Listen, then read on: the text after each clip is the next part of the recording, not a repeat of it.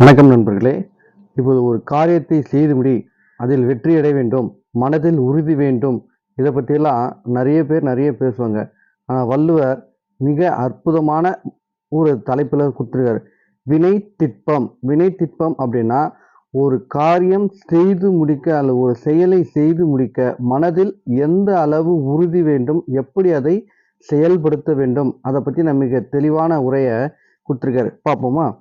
ஒரு செயலை செய்து முடிப்பவனின் மன உறுதியான மற்ற உறுதிக்கு முன்னால் ஈடாகாது.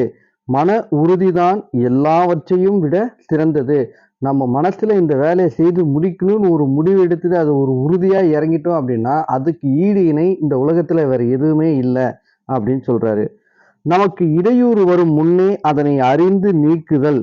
இப்போ நமக்கு ஏதோ ஒரு பிரச்சனை வருது, அதை தெரிஞ்சுக்கிட்டு அதை சரி செய்யறவன் ஒரு ரகம். தவறி வந்த பின் மனம் தளராமல் காரியத்தை செய்து முடிக்கும் ஆற்றல் பெற்றவர்கள். ஸோ வந்துச்சு, ஒரு ப்ராப்ளம் வந்துச்சு, ஆனா அதை ஃபேஸ் பண்ணி அதை சரி செஞ்சு அதிலிருந்து நம்முடைய செயலை தொடர்ந்து செய்யறான் பாருங்க, அதுதான் மன உறுதி. அதுக்குதான் வினை திட்பம். சரிங்களா? அந்த பிரச்சனையை ஆராய்ஞ்சு சரி செஞ்சு முடிச்சு அந்த செயலை தொடர்ந்து செய்யணும்.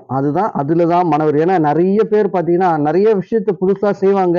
இந்த இவந்தும் பார்த்தீங்கன்னா இந்த மலை ஏறுதல், இந்த இமயமலை ஏறுதல், ஒரு கால் இல்லாதவங்க, கை இல்லாதவங்க, ஆக்சிடென்ட்ல போனவங்க, இவங்க என்ன பண்ணுவாங்க, வாழ்க்கையே முடிஞ்சு போச்சுன்னு நினைக்காம முயற்சி செய்யறாங்க. நான் எதையாவது ஒன்று சாதிக்கணும் அப்படின்னு அவங்களுடைய பேரை உலகத்துக்கு நிலைநாட்டுறாங்க. கடைசி வரையும் ஒரு செயலை செய்து முடிப்பதுதான் சிறந்த வீரன், சிறந்த ஒரு ஆண்மைத்தனத்துக்கான அடையாளமா சொல்றாரு. இடையில் நிறுத்தினால், இப்ப நீங்க ஒரு ஒரு வேலை எடுத்துட்டீங்க, இதை நான் செஞ்சு முடிக்கணும் எடுத்தீங்க, ஆனா ஏதோ ஒரு காரணத்துக்காக நீங்க பாதியிலே நிறுத்திட்டீங்க அப்படின்னா நீங்க செய்துகிட்டு இருக்க மற்ற எல்லா வேலையுமே பாத்தீங்கன்னா ஏதோ ஒரு சூழ்நிலையால ஏதோ ஒரு காரணம் எல்லாமே தடைப்பட்டு போடும். அதனால தொடங்கினதை எந்த காரணத்து கொண்டும் இடையில பாதியில நிறுத்தவே கூடாது அப்படின்னு சொல்றாரு. இச்செயலை இப்படி செய்யலாம் அப்படி செய்யலாம் என்று சொல்வது எளிது. அதாவது வாயில வடை சொல்றது ரொம்ப எளிது, அதனை செய்து முடிப்பது கடினம். வாயிலேயே சும்மா சொல்லிட்டு இருக்க கூடாது, அதை செயல் வடிவில் காமிச்சு அதுல வெற்றி அடையணும் தான் சிறந்த புத்திசாலி அப்படின்னு சொல்றாரு. செயல் திறமையால் முன்னேற்றம் பெற்று வெற்றி அடைந்தவரின் மன உறுதி எப்பேற்பட்டது, யாரால போராட்டக்கூடியது பார்த்தீங்கன்னா, நாட்டை ஆளும் அரசனிடத்திலும் மதிக்கப்பட்டு பெருமை சேரும். இப்போ உதாரணத்துக்கு பார்த்தீங்கன்னா, இப்போ குழந்தைங்களாம் இப்போ எக்ஸாம் போச்சு, பப்ளிக் எக்ஸாம்லாம் பாஸ் பண்ணாங்க, நல்ல மார்க் எடுத்தாங்க, நீட்ல பாஸ் பண்ணியிருக்காங்க, நிறைய மார்க் எடுத்திருக்காங்க. ஸோ இவங்கெல்லாம் யார் அளவுக்கு பாராட்டப்படுறாங்க, ஒரு முதலமைச்சர் அளவில் அவங்கள வர வச்சு அவங்கள பாராட்டப்பட்டு பல தலைவர்கள் அவங்களுக்கு மரியாதை கொடுத்து மரியாதை செலுத்தி அவங்கள இன்னும் வாழ்க்கையில மேன்மை அடையணும் அப்படின்னு பாராட்டுறாங்க.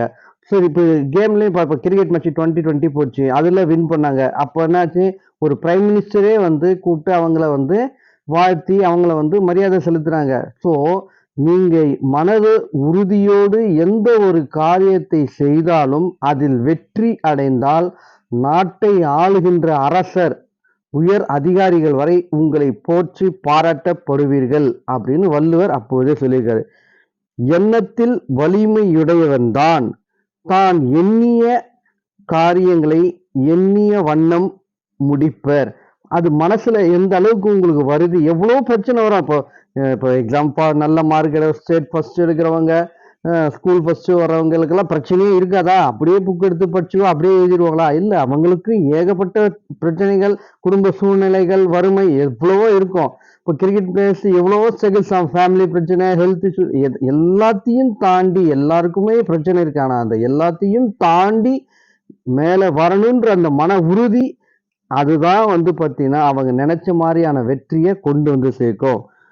வீதியில் வலம் வரும் தேர் அச்சாணி மிக முக்கியம். இப்போ கோயில் தேர் வருது பார்த்தீங்களா, அதுக்கு மிக முக்கியமானது எது? அச்சாணி. அதுபோல சில மனிதர்களும் உள்ளனர்.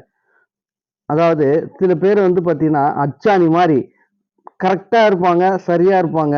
சரிங்களா? கரெக்டான வேலைக்கு சரியான ஆளா இருப்போம். ஆகையால் அச்சாணி சிறியது அதனை இகழ்தல் ஆகாது. இப்போ ஒருத்தருடைய உருவத்தையோ அல்லது அவங்களுடைய தன்மையை வச்சு நம்ம வந்து எலிசா எடை போடக்கூடாது. அச்சாணி ரொம்ப சின்னது தான். ஆனா அவ்வளோ பெரிய தேரையும் பாதுகாத்து கொண்டு வர்றது அதோட முக்கிய பங்கு. அது மாதிரி இவன் ரொம்ப சாதாரணமானவன், வறுமையானவன், ஏழ்மையானவன் அவன் அப்படின்னு யாரையும் எளிமையா எடை போடக்கூடாது. மனதில் எவ்வித குழப்பமும் கலக்கமும் இல்லாமல் தொடங்கிய செயலை சோர்வும் காலதாமதமும் இல்லாமல் செய்து முடிக்க வேண்டும். ஒரு செயலை ஆரம்பிச்சிட்டீங்க, தெளிவா நீங்க அதை திட்டமிட்டு செய்ய ஆரம்பிச்சிட்டீங்க. அதுல எந்தவித குழப்பமோ வருத்தமோ கலக்கமோ இது முடிக்க முடியுமா முடிக்க முடியாதா இதை நம்மளால செய்ய முடியுமான்ற ஒரு எண்ணமே தோன்றக்கூடாது. எடுத்ததை முடிக்கணுன்ற மன உறுதி வேணும். முடிவில் இன்பம் வரும் என்ற தெரிந்த செயலை செய்யும் போது இடையில் நேரும் துன்பம் கண்டு துவளாமல் முயற்சித்து செய்து முடிக்க வேண்டும். இந்த வெற்றி எனக்கு என்னுடைய வாழ்க்கையை மாற்றும் அப்படின்ற தெரிஞ்ச ஒரு செயலை நீங்க எடுத்து செய்ய ஆரம்பிச்சிட்டீங்க அப்படின்னா அதனால எத்தனை துன்பம் வந்தாலும் நான் தாண்டி என் வெற்றியை நிலைநாட்டுவேன் என்ற மன உறுதியோடு செயல்பட வேண்டும். மற்ற அனைத்து காரியங்களில் உறுதியாக இருந்தாலும் ஒருத்தர் எல்லா விஷயத்திலையும் நான் சாதிப்பேன், அதை பண்ணுவேன், இதை பண்ணுவேன்னு இருந்தாலும் தாம் செய்யும் தொழில் உறுதி இல்லாதவரை உலகம் விரும்பி போடுறார். இப்போ எல்லா காரியத்திலும் அவன் நல்லா இருக்கான், ரைட்டு. ஆனா நீ ஒரு வேலை தன்னுடைய தொழில நீ வந்து பற்று இல்லாம ஒரு விருப்பம் இல்லாம நீ அதை செஞ்சுட்டு வந்தீங்கன்னா இந்த உலகமே வந்து உங்களை புறக்கணிச்சிடும். ஸோ தாம் எந்த தொழில் செய்கிறோம், எந்த வேலை செய்கிறோமோ அது மேலே பற்று விட்டு எந்த காரியத்தை எடுத்திருக்கிறோம், இப்போ படிக்கிறோம், எழுதுகிறோம், மற்ற சமயம் அந்த மற்ற வேலை எந்த வேலையாக இருக்கட்டும் அது மேலே நீ பற்றோடு நீ இருந்தீங்க அப்படின்னா இந்த உலகம் உங்களை ஏற்கும். பற்றில்லாமல் நீங்கள் காரியத்தை தொடர்ந்து செய்தால் இந்த உலகம் உங்களை புறக்கணித்து விடும். வள்ளுவர் இது அனைத்து மாணவர்களுக்கும் அனைத்து பெற்றோர்களுக்கும் அல்லது எல்லா வயதினருக்கும் இது வந்து மிக பொருத்தமான ஒரு அதிகாரமா இருக்குது. வினை திட்பம். நன்றி.